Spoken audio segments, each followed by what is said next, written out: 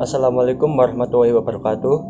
Nama saya Muhammad Daniana Firdaus, NIM 2020 1012 0311 236. Kelas F dari jurusan Teknik Mesin. Saya di sini akan melakukan percobaan praktikum bab 5 tentang korosi. Untuk alat yang dibutuhkan pada percobaan kali ini yaitu adalah gelas plastik. Bahan yang dibutuhkan pertama ada air mineral, air keran, cuka, minyak, air sabun, lalu ada paku besi atau disebut sebagai spesimen, lalu karet gelang sebanyak 5 buah, dan juga plastik.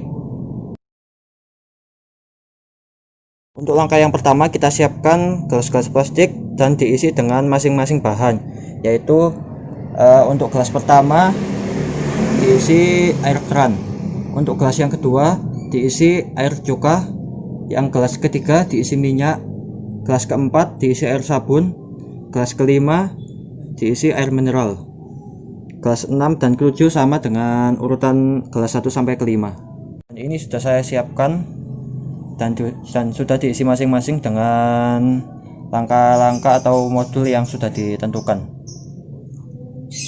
Langkah yang selanjutnya yaitu kita masukkan spesimen atau paku besi ini ke masing-masing gelas plastik yang sudah diisi.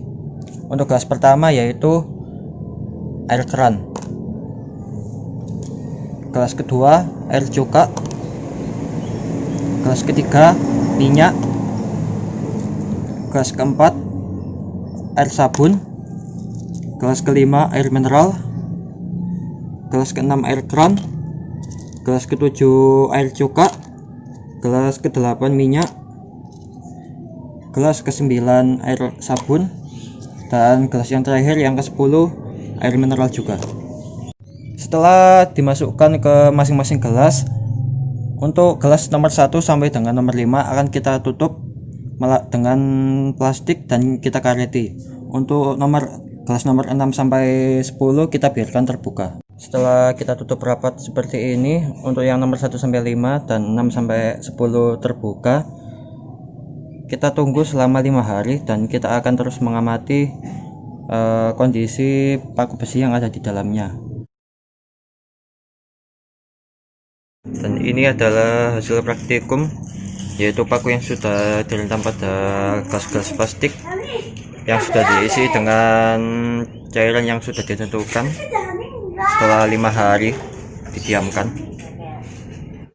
Kita akan mengeluarkan paku-paku yang sudah kita celupkan atau kita diamkan selama 5 hari pada gelas-gelas plastik ini untuk melihat dan diamati perubahannya setelah 5 hari.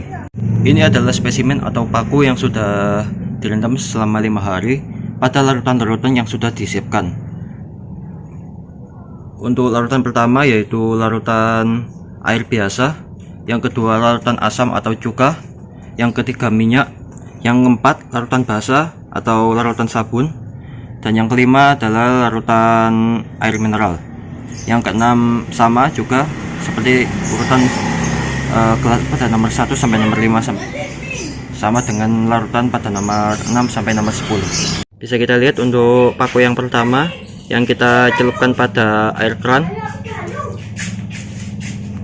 Untuk karatnya hanya pada satu bagian, sedangkan bagian yang sebaliknya berkarat tapi tidak banyak, lebih dominan di karat yang sebaliknya lagi.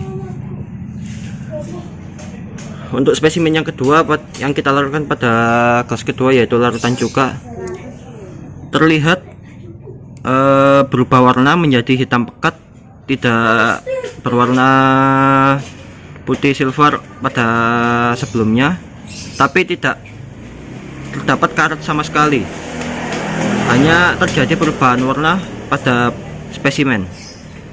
Untuk paku yang ketiga yang kita celupkan pada minyak, tidak terjadi perubahan warna ataupun terjadi perkaratan. Untuk larutan yang keempat atau spesimen yang keempat yang kita larutkan pada atau kita rendam pada basah larutan basah atau larutan sabun. Bisa dilihat ini seperti ada seperti jamur atau seperti kotoran yang menempel, tapi tidak ada perubahan warna dan tidak terjadi perkaratan. Untuk larutan yang keempat yaitu air mineral, sama seperti yang nomor 1 atau larutan air keran. Bisa dilihat untuk karatnya hanya pada sebagian saja dan bagian yang lainnya tidak terjadi perkaratan. Dan untuk gelas nomor 1 sampai nomor 5 tadi kita tutup rapat menggunakan plastik. Sekarang untuk gelas nomor 6 sampai nomor 10 yang kita biarkan terbuka. Untuk spesimen yang nomor 6 terjadi perkaratan di setiap bagian atau menyeluruh karatnya, tapi tidak sebanyak seperti yang nomor 5 yang kita tutup.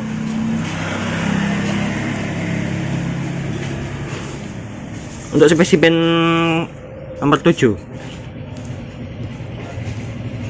terjadi perkaratan tapi tidak banyak dan terjadi perubahan warna juga. Untuk spesimen nomor 8 minyak, sama sekali tidak ada perkaratan, warnanya masih sama seperti sebelum kita masukkan. Untuk spesimen nomor 9 air sabun, terjadi perubahan warna sedikit kecoklatan dan juga adanya bintil-bintil seperti jamur. Dan untuk spesimen nomor 10 yaitu air mineral juga, bisa dilihat ini juga sama. Untuk perkaratannya hanya terjadi pada satu bagian saja, sedangkan bagian yang sebaliknya perkaratannya hanya sedikit.